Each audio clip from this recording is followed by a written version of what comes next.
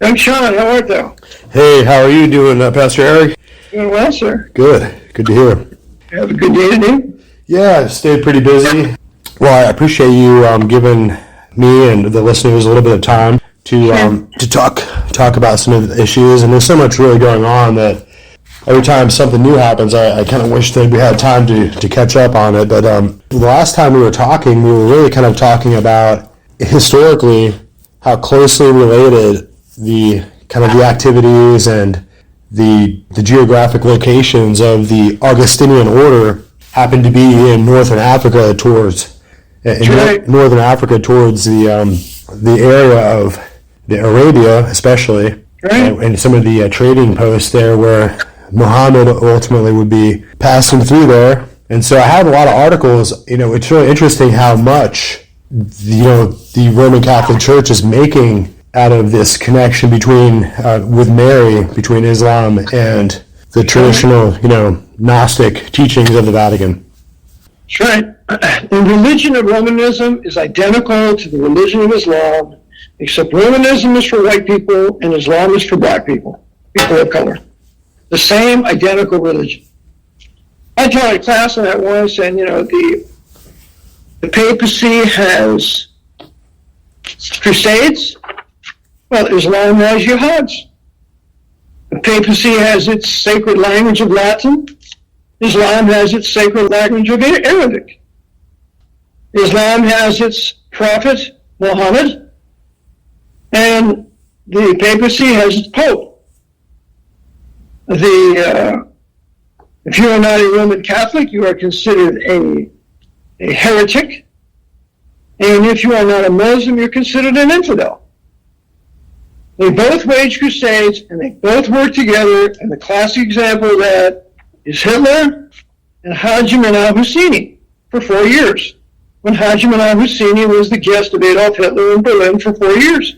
And he happened to be the Mufti of Palestine, is that correct?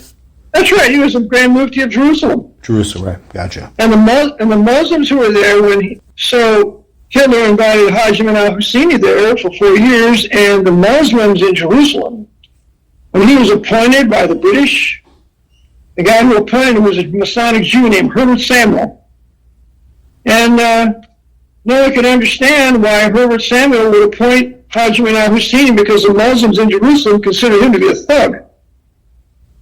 But he was appointed because he's the agitator. You gotta have the agitation. And it cannot cease, because the agitation can only cease when the final Pope of Rome comes to power in the future, the last Pope, who will make a firm agreement with many nations for 7 years that will bring a temporary peace to Jerusalem.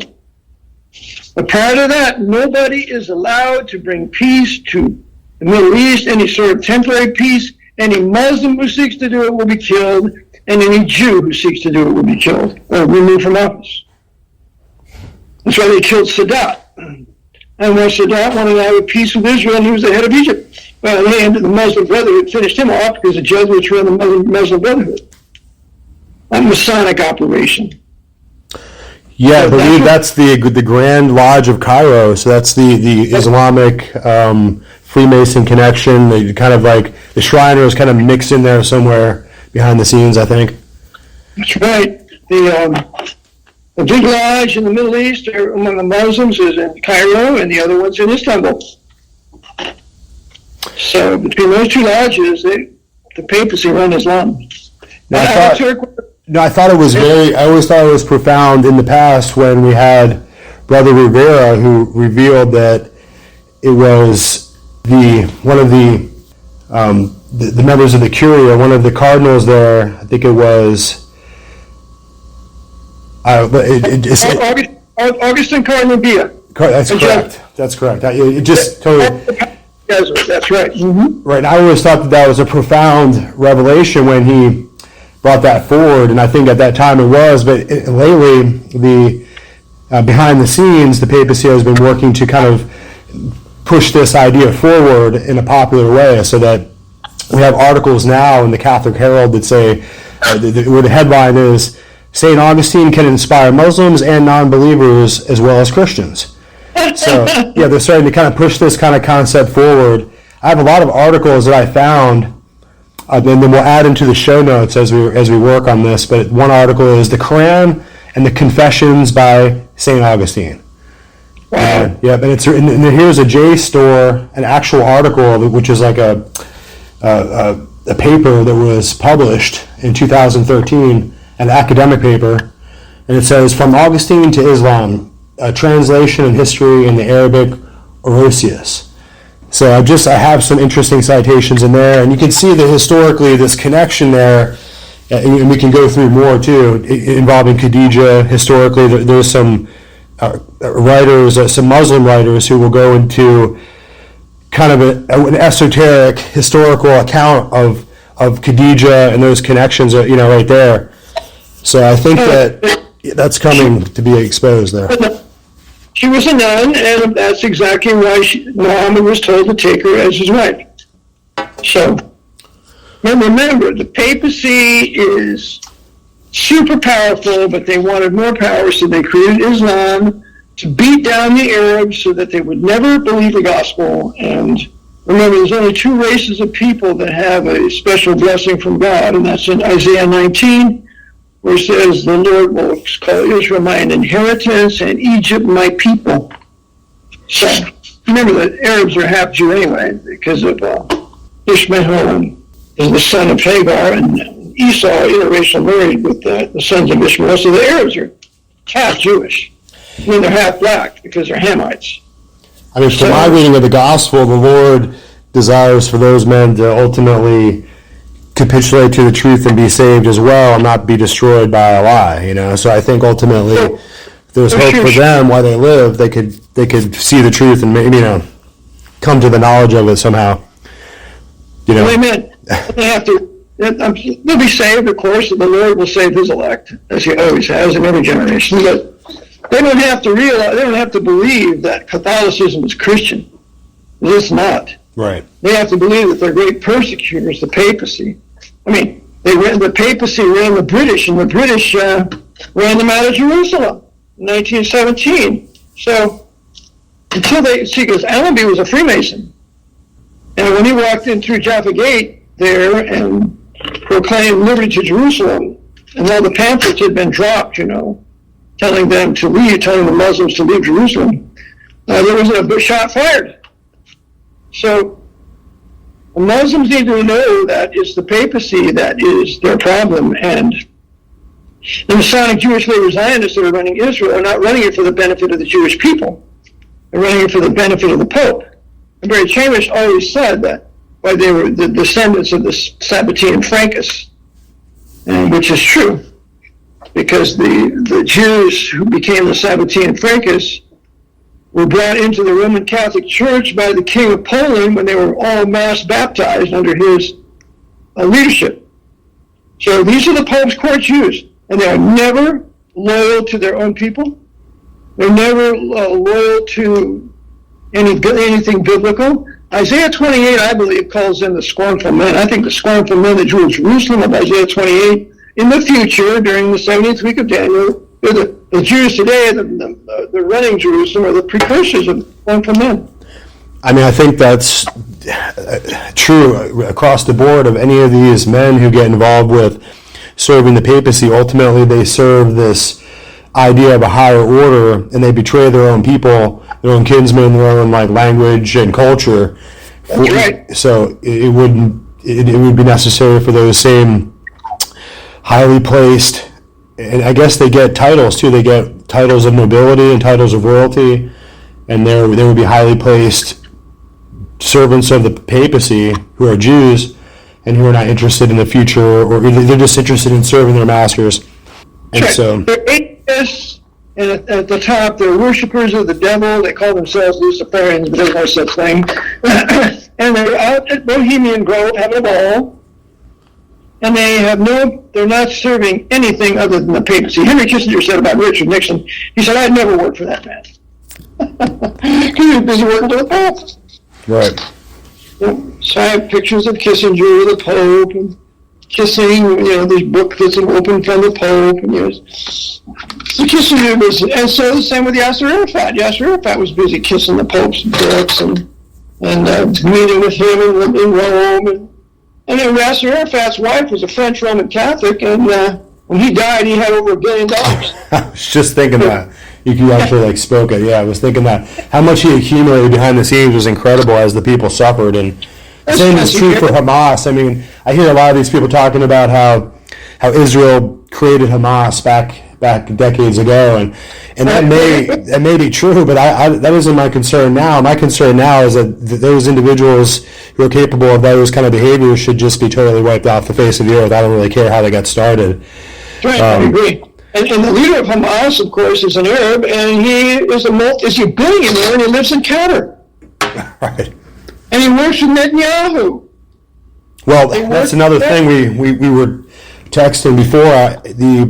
The reports are that the USS Eisenhower has been struck by these Houthi rebels in the Qatar region, or around there. I'm not an expert on that region, but right in those regions, in the waterways, maybe near the Red Sea, even it looks like the USS Enterprise was hit. And there's not a lot of reports. The only reports coming back from the Navy are that the USS Enterprise is going to stay in the region for an extra 3 months. That's right. That's what. Of course, it never damaged it. Those nothings could never damage an aircraft carrier, and so it's a reason for them to stick around. And so that's what they're going to do. So it's just propaganda. It was propaganda with their drones as they were trying to. It's reason for the Pope's American Navy to stay there now.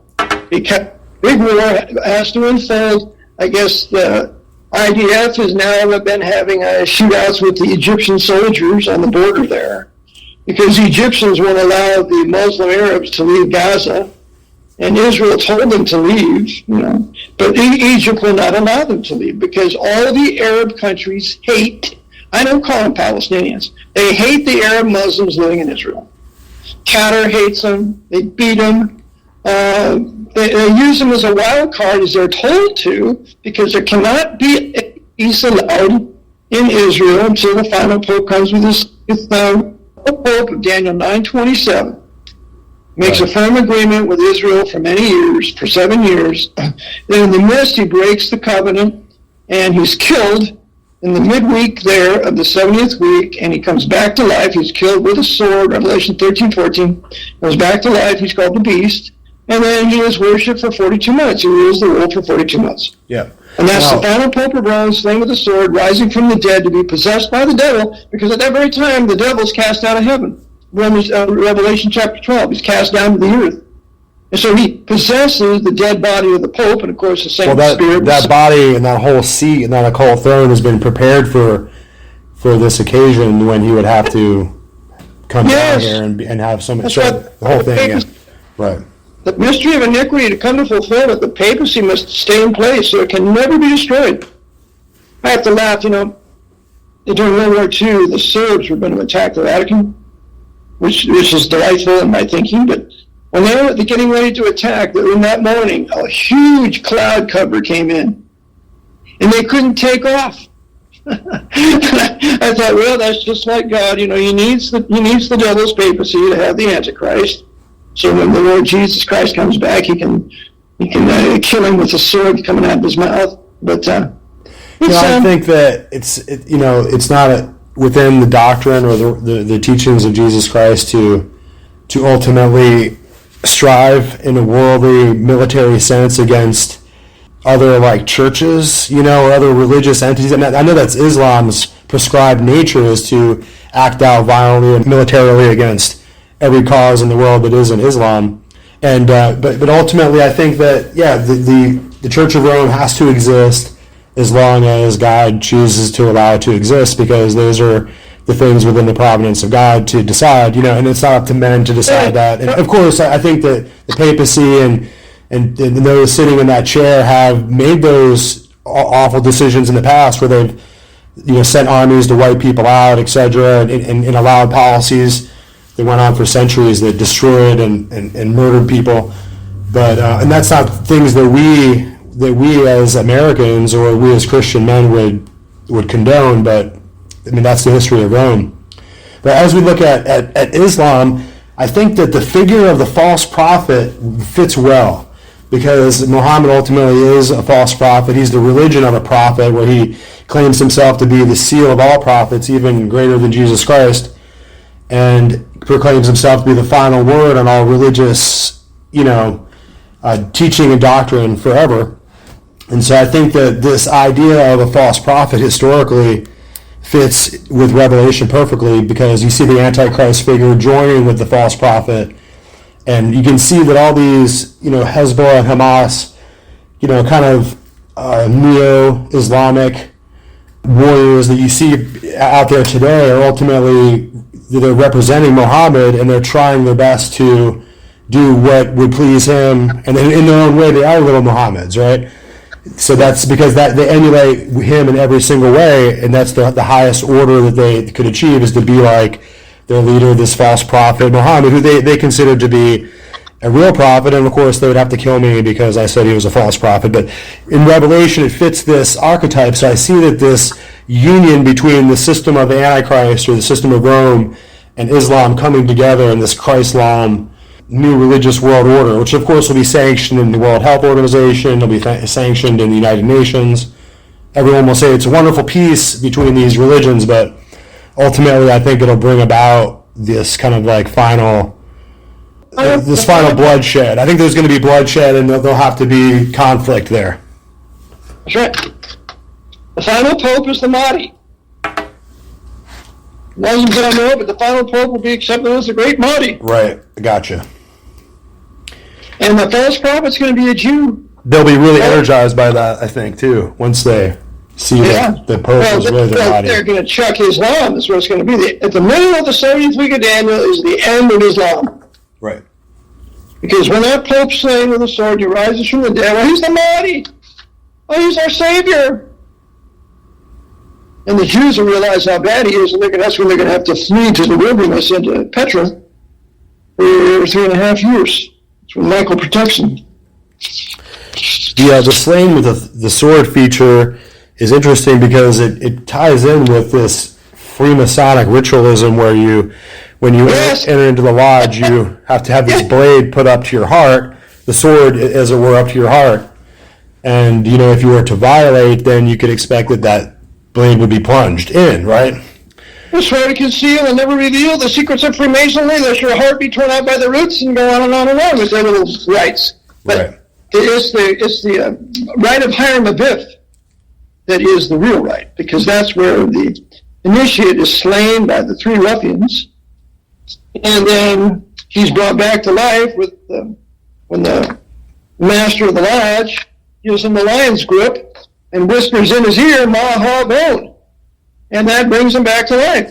But it's looking forward to the final Pope of Rome being slain and rising from the dead. But it comes from an ancient Egyptian sorcery that they ritualize and they bring back from the past, but it also is something you can see that Satan is preparing this, not only the throne, the geopolitical occult throne of power, but actually the actual personality and a human sacrifice that he gets to embody and possess, right? Yes, final Pope of Rome, slain with a sword, risen from the dead. He's slain with a real sword, and he dies, and he comes back to life. Probably in front of the cameras, that kind of... That's right. They'll probably lay him out there for 3 days, and oh God, look what happened to the final Pope. He brought peace to Jerusalem, and now look, and all of a sudden, when he comes back to life, they're going to be scared to death, and now he's going to be possessed of the devil. And one of the characteristics of the devil when he is going to possess the Pope is he is the great blasphemer. I mean, he's as arrogant and as haughty as any orator has ever been and will be. And he's going to be the epitome of this oratory. Yeah, all he has to do is repeat the words of the popes in the past who have been declaring these kind of arrogant utterances against God this whole time. So it's been a satanic and kind of a demonic stronghold, it seems like, the whole time. Oh, sure. So the papal Rome is the devil's capital until it's moved to Babylon. So we were doing a little segment on the idea of the occult egregore, which is a term that the Freemasonic Lodge uses to describe this entity that when all the Freemasons come together in the lodge and they practice their rites, they give energy and they make sacrifices to this entity, this egregore, and it begins to direct the activities and the consciousness of the lodge members, you know? Some high demon, yeah. Right. So, I mean, but the same kind of principle holds true when it comes to the religious fervor and the veneration that people have in Catholicism for the papacy, you know, considering him to be the vicar of Christ and sitting in the throne of God, you know. And this is now. I mean, as we look forward, it looks like the Pope Francis I. He's getting older. I mean, he's taken this kind of wild turn in this political pronouncement, so that he's been siding with like crazy transgender things, and it's been really mind-blowing. I'm not really sure what to make of it. It's been happening so fast that it's kind of like whiplash. To further demoralize the white Protestant Western civilization, the Muslims aren't putting up with it, and the Chinese aren't putting up with it, and the blacks of Africa aren't putting up with it. The ones that are the victims are the historic white Protestant nations. That's who's being shoved down their throats. That's why he's doing it. It's all counter-reformation. Right. No, I totally agree. I think that you can see that there is this incredible move towards this system of, it's a degradation of society entirely. And which must always result in national judgment of God in the form of a military dictator with troops in the streets, taking the people out off to camps. Remember, the Weimar Republic was very immoral, and the result was the rise of the Nazis. They denounced the immorality, and yet they become the mass murderers. And that's exactly what we're having here today. All this immorality, all this sin, and it's further galvanizing the new right. What's galvanizing the new right is just this verdict against Trump. You think Trump's affected by that? He knows the game. They're going to file their appeal within 10 days. It's a little piece of paper. And there was a court of appeals is going to hear it. They'll say, no, we're going to confirm the lower court. And then it's going to go to the Supreme Court about the time of the election, maybe a little before. And then you're going to reverse it and find that he's not guilty. And then that will drive everybody, see, we knew he wasn't. It's going to be a huge landslide into the arms of Trump. And when he comes to power, you just watch what he does. No, I think that, it's being set up to, he already said outright that he would start to execute drug dealers, which, I mean, who can really, that's something that, who can really complain about that, especially when it comes to, like, the drug cartels and all that, like, execute it, you know, I mean, who else, you know. That's what they do in Singapore. Right. That's what they do in Turkey. And then guess what? They don't have any tricks going on there. So that's what the purpose of government is, to punish evil and reward good. As far as I'm concerned, take them all out, hang them. But the issue is, it starts there. Right. And they're not going to hang the mafia dons that are doing drugs. They're not going to hang the CIA that has meth labs in Langley. They're not going to get those guys. They're just going to get the low-level guys, or the justification. It's justifying to round up all these alien Hispanic invaders who are big into the drugs also. It justifies that. But to go after the real big drug cartels, well, the Pope is the biggest drug trader in the world. The Knights of Malta run all the drug trade.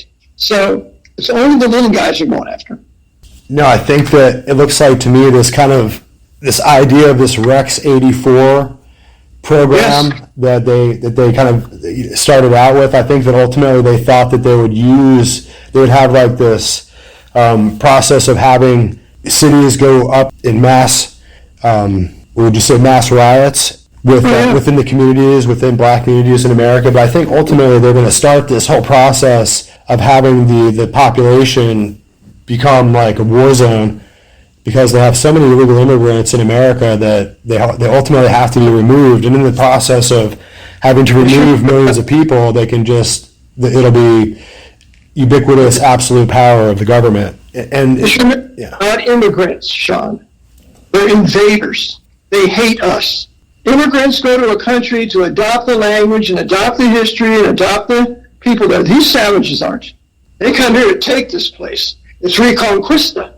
And so they should have never been allowed to be here. But the first one who allowed them here? Ronald Reagan. Gave them all amnesty in 1984, 1985, something like that. Sounds about right.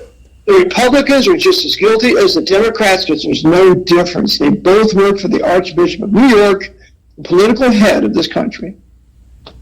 Well, that's what we were talking about. You were discussing in previous lectures about the CNP, the Council for National Policy. Do you think that ultimately Trump is working with that kind of power group? Oh, of course.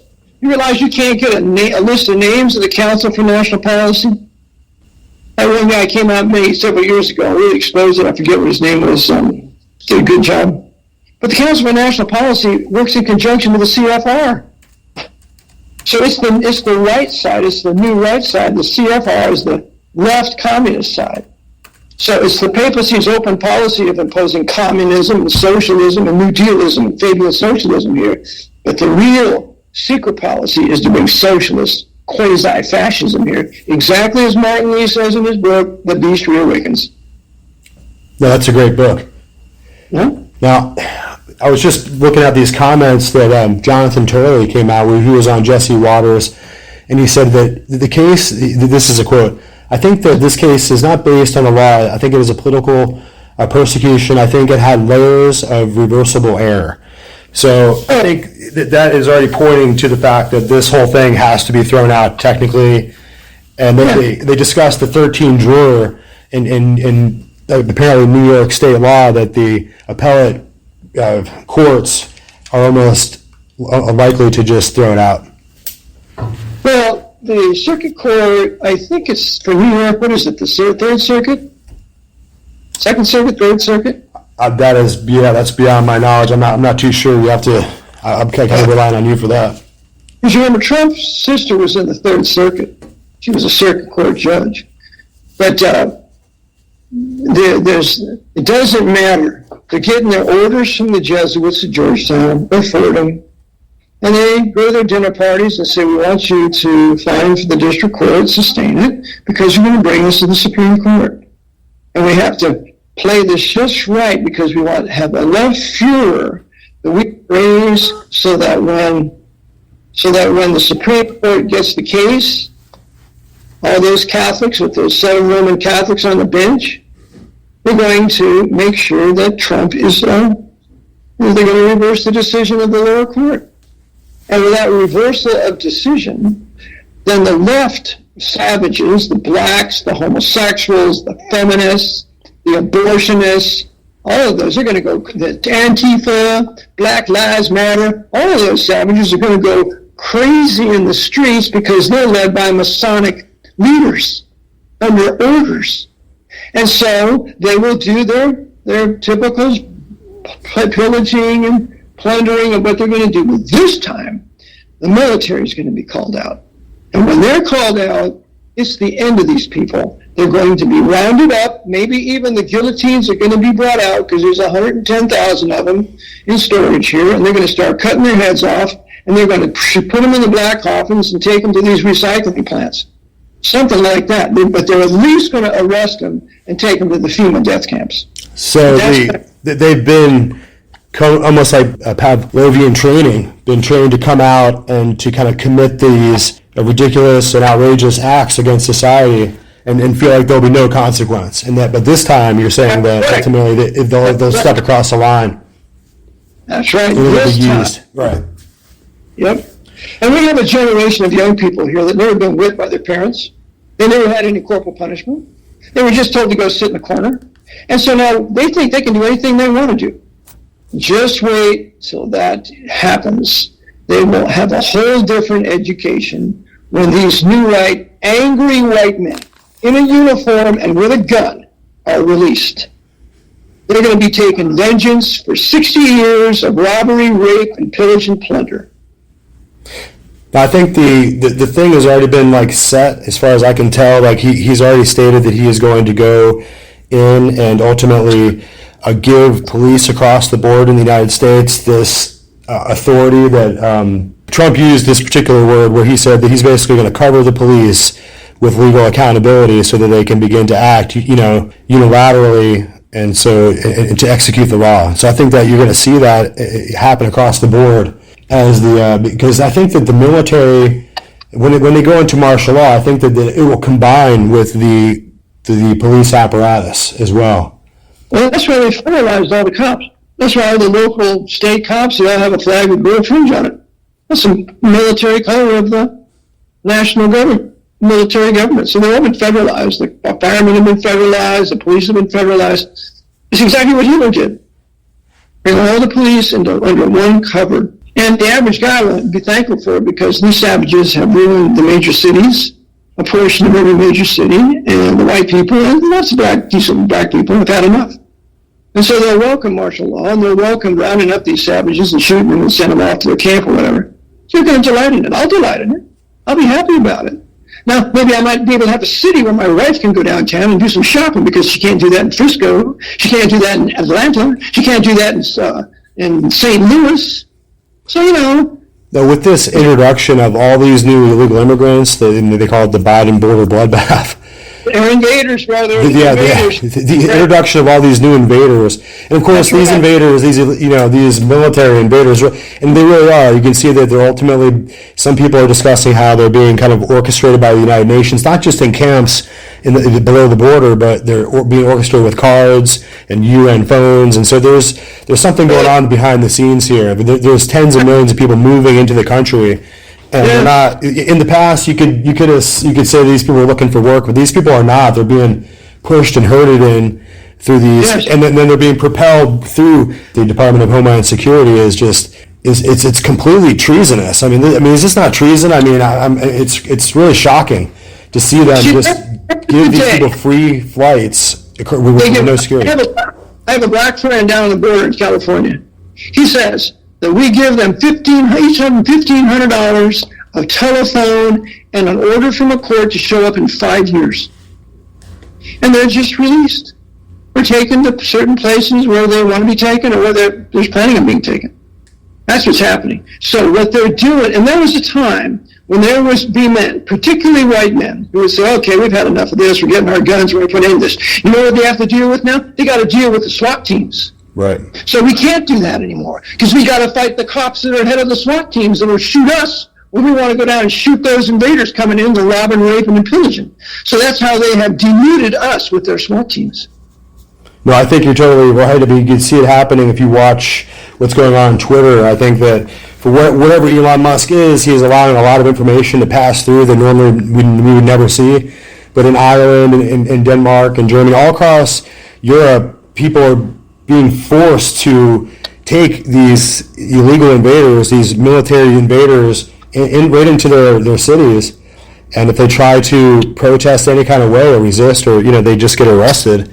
Yeah. So the cops now just get cut. Yeah, and if you've seen this recent video on Twitter where the German officer, he actually goes up and jumps on somebody who had been knifed to arrest them, and the wild Afghani attacker knifes the German police officer in the throat, who apparently died the next day, because what was he thinking? Why wouldn't he just grab the man with the knife? I mean, was he constrained because of political tensions? He couldn't go and actually arrest the actual guy, or what the hell? No, brother, they're all afraid to lose their pensions. I'm going to lose my pension if I fight with my people against these savages. You see, and that's when Martin Lee, when he wrote The Beast Awakens, it's not just here in America, it's in Europe. That's why they brought all these savage Muslims into Europe, to drive these white people to utter desperation. And that's what's going to happen. They're going into new right, quasi-fascism, and they all have a common enemy. The alien, Muslim, black and Arab invasions into Europe. They want to rape their women all the time and steal and plunder and pillage. I mean, you get your place to Paris, you can't go to places in England, you can't go places in Liverpool. And the men there can't set things right. You know why? Because they don't own guns. They disarmed them. So they're utterly helpless to resist these savages. Yeah, everything in the world and society was tranquil for them when they decided that they needed to be more liberal and give up their guns. And so the propaganda and the Mockingbird media, psyop must have been really intense for them to just give up their guns over time and ultimately they've been disarmed for their own destruction. And these people it's like, and we were talking, at some point you had a discussion about Gary Webb and his book Dark Alliance, and you mentioned that you felt like that the FBI had been given the cartels permission to have guns as they begin to do the roundups of weapons in America, they intended to make sure that these cartels and these illegal invaders had weapons. And you can see that some of these Obama-appointed judges are already saying that these illegal immigrants have the right to bear arms, and et cetera, et cetera. Yeah. Just driving us to fury. Just enraging white men. That's right. You can only push white people so far. I know the history. And you push them far enough, and they don't care about anything else. We're going to guns, and that's exactly where the Jesuits want to drive us. And because white people now don't read the Bible, and they don't know any history, and there's nothing but victims for the last 60 years, they're going to run into the arms of the new right and take their vengeance when they get their uniform on. And that's exactly what the Pope wants. It's exactly what the Jesuits want. Well, I'm advocating our state or our county needs to declare independence right now. We need to declare independence from the District of Columbia, the United States there, and have our own nation once again, as we as colonists did before. That's the solution. Yeah, Washington, D.C.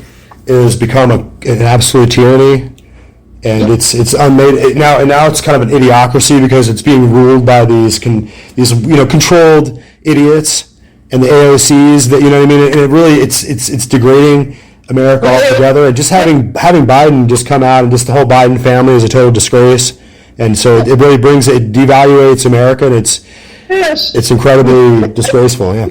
Which drives us white men into the arms of the new right. That's I've always said Biden and Trump work together. They're secretly toasting each other. Did a great job you did there, Joe. You really infuriated my backers here, and that's just what I want. That's what I'm doing here, Donald. We both work for the Jesuits. I like Leo J. O'Donovan. Who do you like? McDonald? Oh, I like my teachers of freedom. And they're all working together. Biden and Trump are buddies, just like Trump and Schumer are buddies.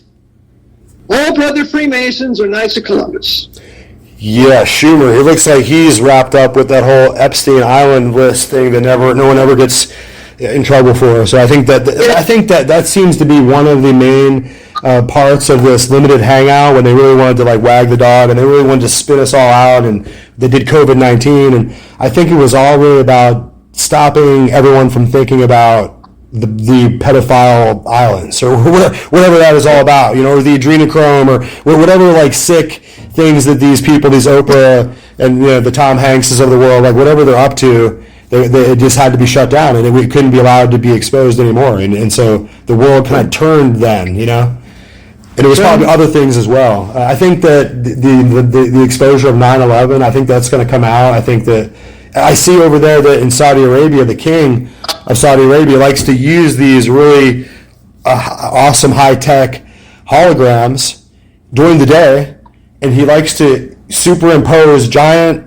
swimming, life-size, humongous whales in the sky, right around the buildings, and have them just flying in the air, like giant planes, right?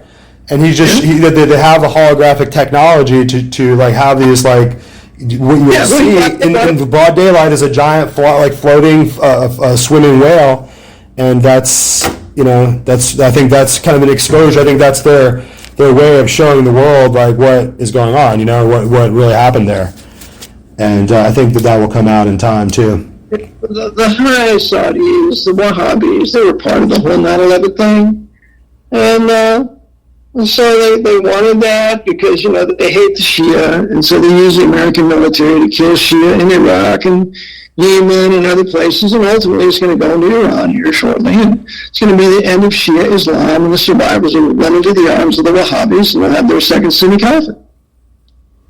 They can't have a second Sunni Caliphate unless they get rid of the Shia. And so that's why they hired the American military to do it. And so this schism in Islam that took place early on, I guess it was between Omar and Ali, who were different contestants for to be the next caliph or the next replacement of Muhammad, and they're two different sects of Islam ultimately. That's where it started. That's right, with Ali for the Shia and I think Omar with the Sunnis, because Omar is going to build the Dome of the Rock.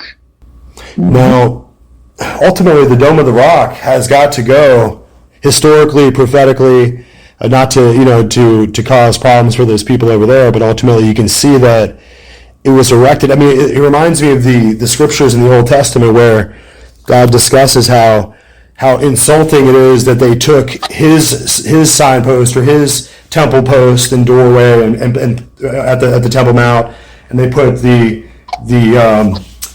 doorpost in the temple of Baal right next to it, and so I think that's what you're seeing now take place. It's an ultimate disgrace and an idolatry it's intended to be. I mean, obviously it doesn't insult God, in any way, but I'm glad you said it. Islam is idolatrous. That's right. Exactly right. It's another form of idolatry. Mm-hmm. But that's exactly right. The Dome of the Rock's got to go, and so does the Alaska Mosque, because that third temple has to be built on that Temple Mount. So therefore, my question to you is, how would the Jesuit general get rid of those abominations without causing the destruction of the revived Latin kingdom of Jerusalem, namely Israel? How do you think he's going to do that? I have no idea, because it's placed right in there amongst all the essential real estate that the papacy has invested so much money in and really owns, and has been deeded to them. Like the Temple Mount, a lot of those places, I mean, the papacy is intensely focused on it, and they ultimately do have ownership of it as of like 1990. Yeah, go ahead, Eric. The O.C. Bell deeded it. 1997. Okay. So anyway, So if I was slated to do that, I have a war in the region and have the U.S. involved, and then with my Muslim Freemasons, I'd blow it up from underneath, but I'd blame it on a missile that came from a Navy ship, something like that, or a U.S. Navy ship. So now you can incite all the fanatical Muslims to hate and kill Americans wherever they go. What a perfect sword for the Pope in destroying what's left of the Reformation in the West. I had a taxi cab driver. I got poisoned years ago when I was in Pasadena, and I had to get out of there, and so I had a driver come pick me up, take me to the airport, and I could hardly walk, so he carried my bags for me and put me in his cab. And I said, sir, I know you're Muslim. Yes, I said, you need to get out of here. I said, because when the new right comes to power, they're going to round you up and they're going to take you to camps. Oh, no. I said, what's going to happen is the Dome of the Rock and Alaska Mosque will be destroyed too. So Allah would never allow that. I said, yeah, what's going to happen? And he got real serious and very pensive, and he said, if the Americans would destroy Alaska Mosque and the Dome of the Rock, we would teach our children to hate and kill every American we could find forever. And that's exactly what the Pope is going to do. He's going to use Islam for the destruction of Western civilization with the righteous reason, supposedly, that it was America that destroyed the Dome of the Rock and the Alaska Mosque, when it was the Jesuits who did it, and then blamed America for it. So that's what they're going to do, I believe. But of course, they have to come down. There has to be a third Hebrew temple, Matthew 24, Revelation 11, etc., and Daniel 9 and 12. There has to be a third Hebrew temple. But how it comes to pass, Satan will use his papacy and Islam to put a final end to any sort of religious freedom and political freedom born out of the Reformation, which is this place. Yeah, I think America has always been the target of the Counter-Reformation and the Holy Alliance strategy. It was meant to be a continuous, perpetual. I mean, we here in America, we change our governments every decade or so, but they meant to have a centuries-long strategy that would continue. And it was focused. If you look at the, let me see here, the Treaty of, trying to think here. The Treaty of Verona. Yeah, if you look at the background documents over time, which at the time they were secret, but you can see that they were really focused on the media. They were really intensely focused on controlling the media. And this was probably before the time of orders like Skull and Bones, who went in and to set up Time Magazine and set up mechanisms of thought control and huge media conglomerates. Well, you're talking about Hearst, Randolph Hearst, who was an out of Malta, who controlled the press until Henry Luce took it over. So Hearst dies and Henry Luce took it. They're both Knights of Malta, both working for the Pope. So these were moguls in control of the American press by the turn of the century. That's why we never got the truth on Titanic and World War I, you name it. So that one particular individual in the late 1800s says we're just intellectual prostitutes. We dance, we're marionettes. I quoted in my book, Vatican Assassins. So we haven't had a free press since no later than the 1930s with the imposition of military government and the Pope's New Deal. I mean, all those tragic historic events that occur, like you said, the Titanic, and those events ultimately can be understood as a continuation of like an unseen, hidden campaign of warfare against America all along. You know, even the establishment of the Federal Reserve can be understood to be, you know, and just I think that they had if I understand the history, they had the Aldrich Act and the Federal Reserve Act in there at the same time, and whatever one passed was going to be the same thing anyway. So, well, I remember Nelson Aldrich was the agent to introduce the Federal Reserve Act, and if you see that movie with Anthony Hopkins in it and Brad Pitt called Meet Joe Black, right?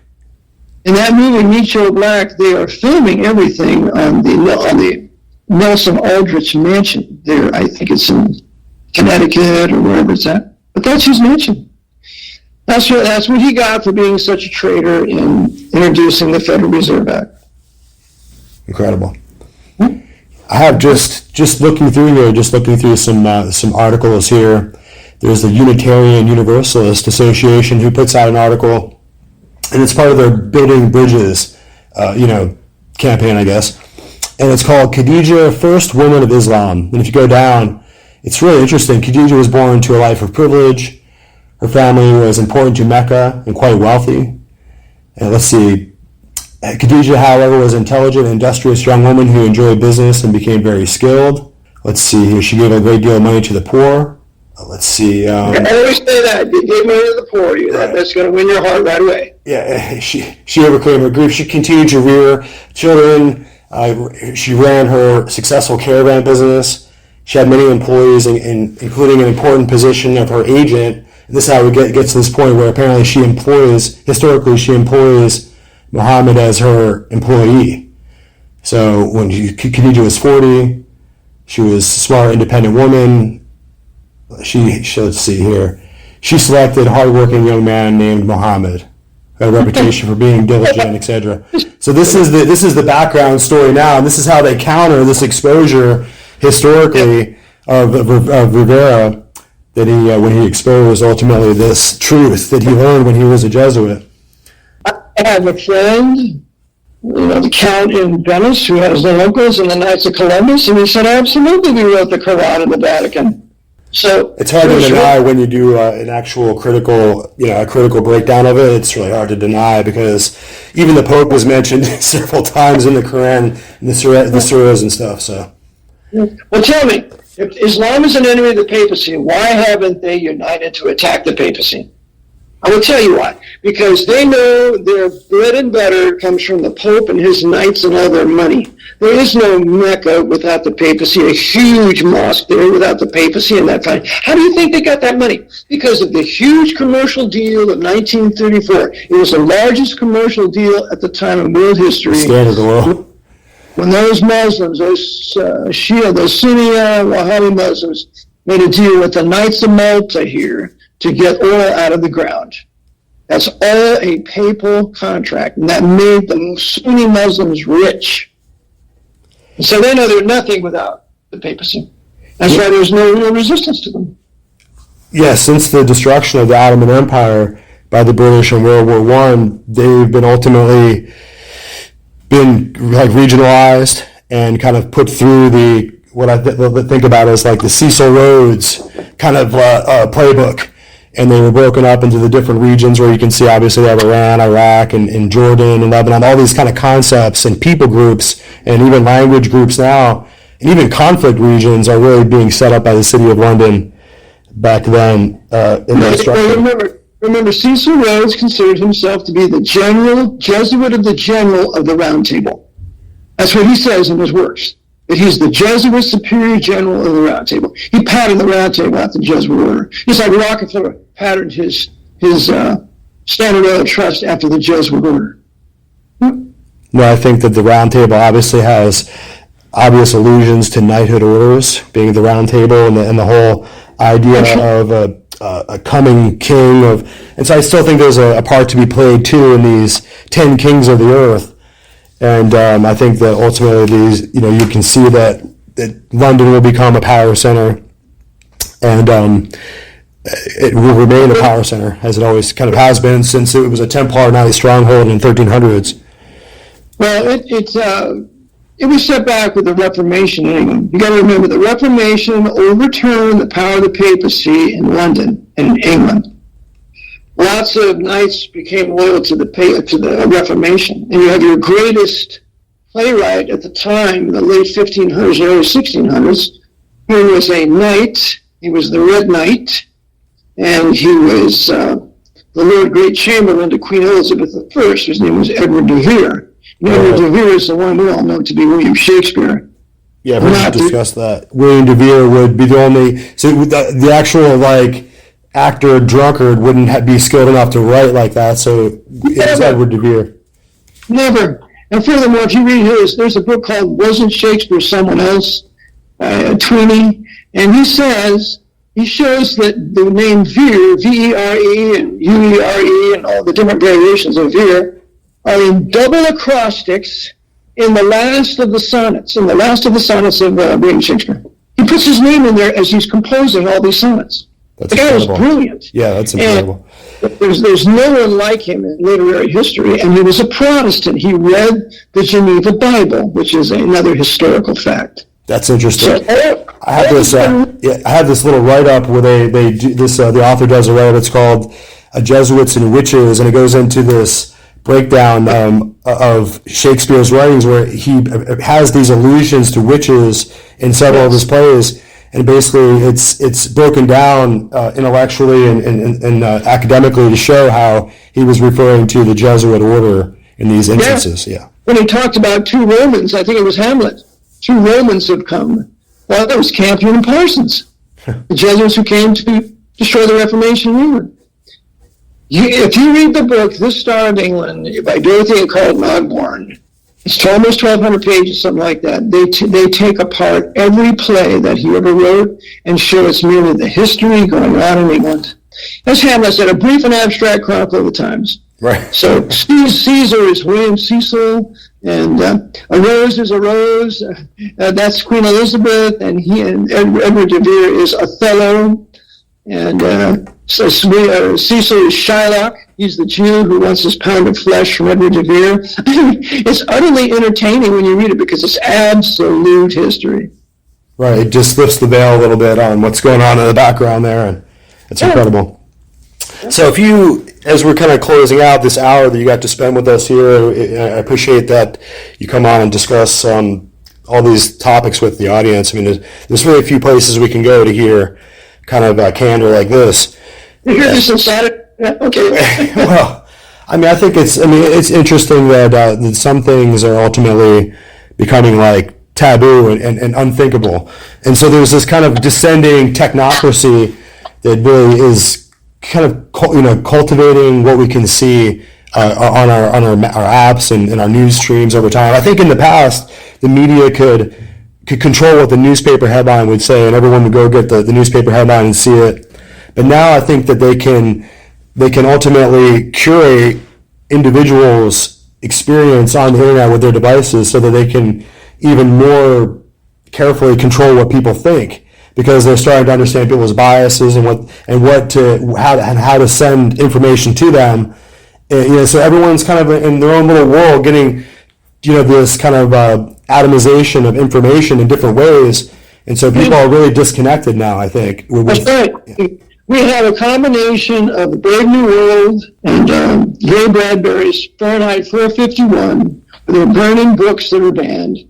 We're having all of that right now because that's why they took out all the card catalogs out of the libraries and got these stupid computers in there. Mm-hmm. And they're going to purge all the books out of there that are really seriously telling us the way it really is over the last 200 years.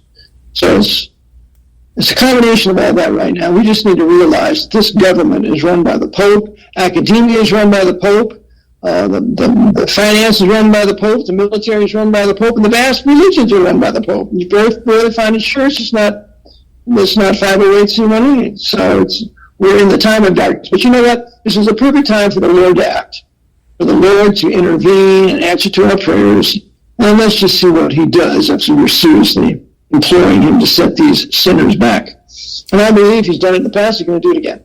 No, I believe it. I think that part of that in my mind is as we approach this kind of like ubiquitous political hatred of Jews across the board, this kind of rising anti-Semitism, it's always been there, but it's becoming more and more salient now that we can see this struggle that's going on with this quote-unquote so-called Palestinian issue. And I agree that the people are suffering across the board, and I think that there's a dialectic set in place there between Israel and these Islamic, they're inspired by Islamic idolatrous religion, but ultimately they're people who are Egyptian, or they're people who are Arabic, or maybe even Persian abstract.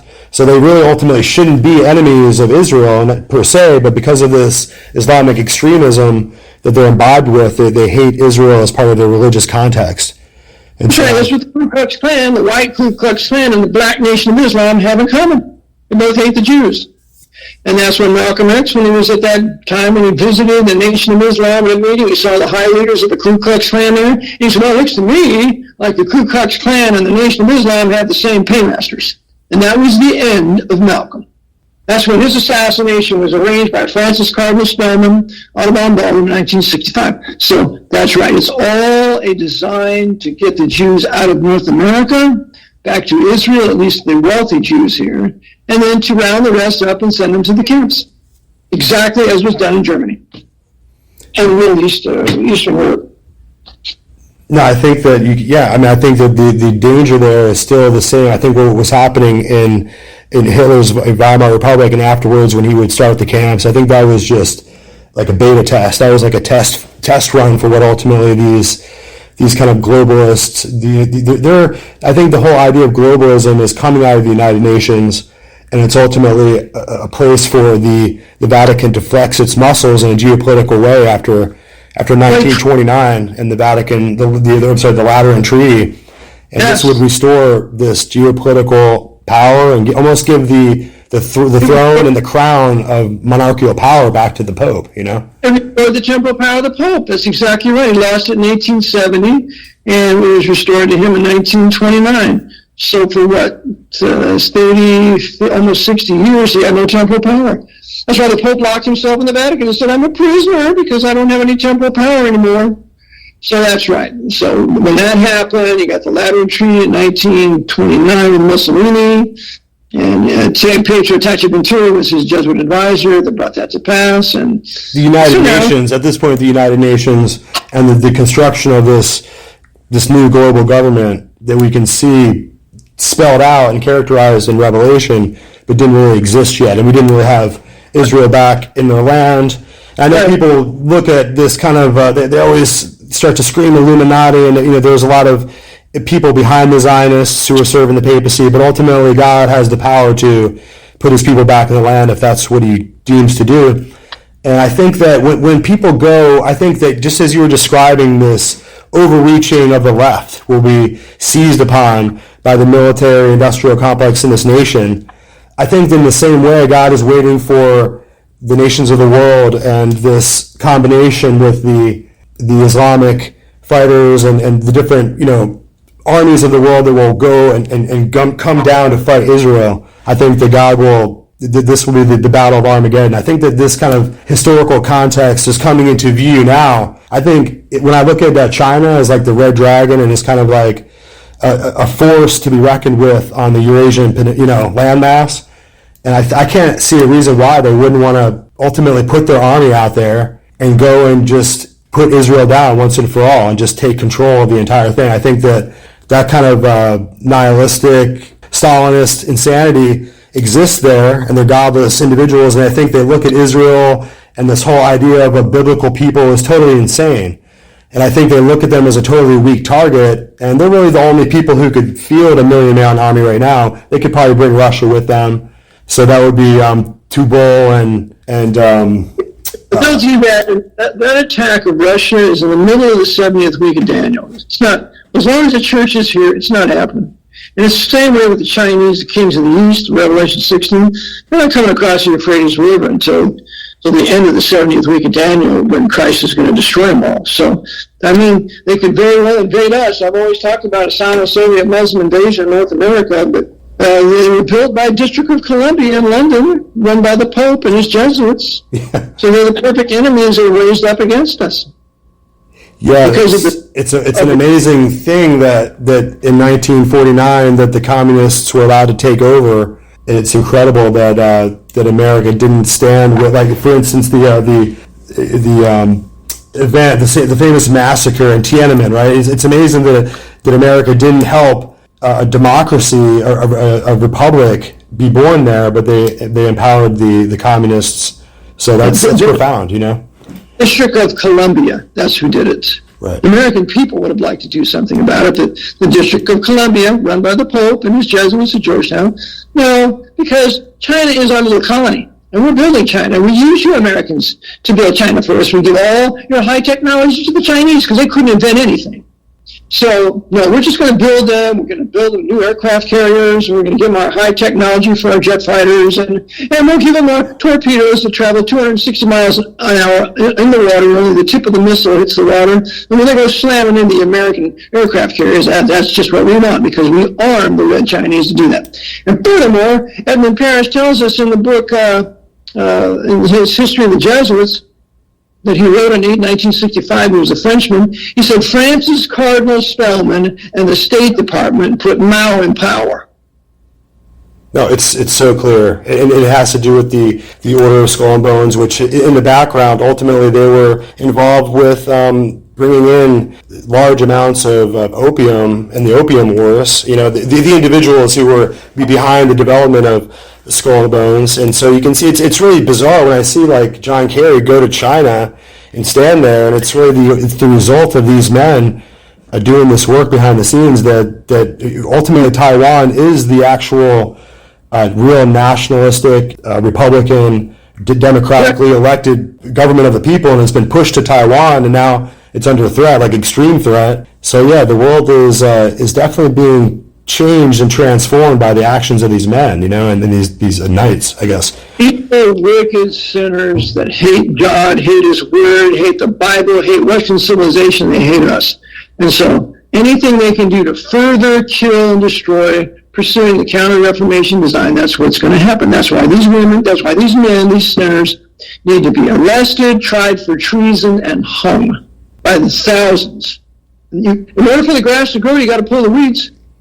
No, it's true. It's true that these individuals in Washington, D.C. at this point have crossed a line legally, and in my opinion, so many of them have joined in this process of a political back and forth, which is in the furtherance of their own conscience. And they know what they're doing is the ultimate degradation of the American people. And look at all the tax money we have to pay back. You know, by our own, right? We're slated to have to pay back these trillions and trillions of dollars because we're the taxpayers of this country. And so they're just totally destroying and using the money to destroy us, overseas. Take my tax class, and as long as you're in the private sector, you're not required to file a tax return. And although I teach to file the 15103, explaining why you're not required to file a tax return every year, because you have no gross income. And when you know what gross income is and what a source is, and there's only two sources, employee and trade or business, when you realize that you're neither an employee or trade or business, and you file your 15103 with a reason why you're not required to file a tax return, the IRS leaves you alone. You're exercising your fundamental right. You're not exercising a federal privilege anymore. And so every American needs to know this. I thought of this when they filed in the Senate, and they brought the IRS people up, and they had made them admit recently. We'll have to get the information and the footage of that, but they admitted that Americans don't have to pay the taxes or income taxes by law, and so it's an interesting development that we're seeing, that we are being ultimately fleeced and robbed by this system of tyranny that is empowering our enemies around the world to destroy us. So, yeah. By the academia, by the IRS, by the judges, by the law schools, by the Socialist Communist Military Bar Association, because if any lawyer would ever say anything like this, they'd disbar him. We got to push the graduated income tax man, because how are we going to finance our interest on the national debt? So that has to go, and American people need to wake up and realize that as long as you're not working for the government, federal, state, county, city, parish, you do not have any gross income. And as long as you are not performing the functions of a public office, you are not a trade or business. That's all there is. The Jesuits have so weaved this deception into the Internal Revenue Code so cleverly, and yet within the law, within the parameters of the law, to get you to believe that you're included in the term employee and trade or business. And that's, if you do that, you volunteered, and they got you. Where can listeners go to learn more about this particular topic, Eric? Well, we can have a broadcast on it if you want to sometime. But I teach my tax class, $3,000 for it. I teach it for 3 days. But when I'm done teaching it to you, you're never going to file a tax return again. You will be filing, what the listeners are listening, it's called a 1040, Form 1040 Return Delinquency. It's a Form 15103. And at the bottom of it, it says, if you're not required to file a tax return for such and such a year, tell us why.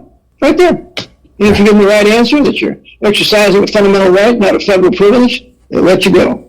I've been teaching this for 4 years. I have some wonderful victories. So I appreciate you spending time with us, and it's very educational, and it's important now for people to hear, even if they disagree, or even if their ideas that they don't necessarily, they have to hear criticism. They have to hear the freedom of speech happening, in live time. So I appreciate you for that. Well, I always enjoy being on with you, Sean, and with your listeners. I'm sure there are a wonderful bunch of people that would dare to listen to what you have to say and put out there. So they're special, and so I'll be praying for all of them that the Lord will bless their lives. They'll read the Reformation King James Bible. They'll seek to live a righteous life and have power to resist the devil and his mystery of iniquity centered in the papacy. So, pleasure being with you, Sean. Yes, sir. Thank you, Pastor Eric, and we'll be back to discuss this again more. And you have a wonderful night. Thank you again.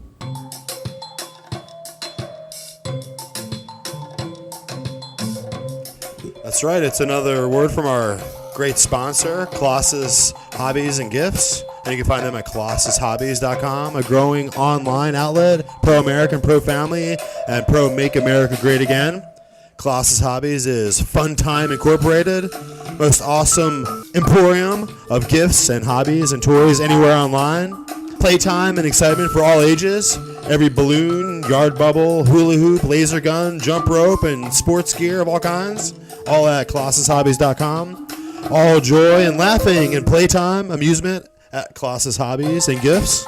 Need good gift ideas or accoutrements for your favorite hobby? ColossusHobbies.com. ColossusHobbies.com. Play-Doh and play slime, popper, balls, and G.I. Joe at ColossusHobbies.com. PlayStation 5 and games. Colossus is growing and adding new surprises every day. And as you can imagine, camping supplies, card games, magic tricks, and seasonal gifts, unique gift ideas of all kinds, puzzles, and many indescribable delights and joys at ColossusHobbies.com. Come support us here at ColossusHobbies.com. Colossus Hobbies and Gifts, ColossusHobbies.com.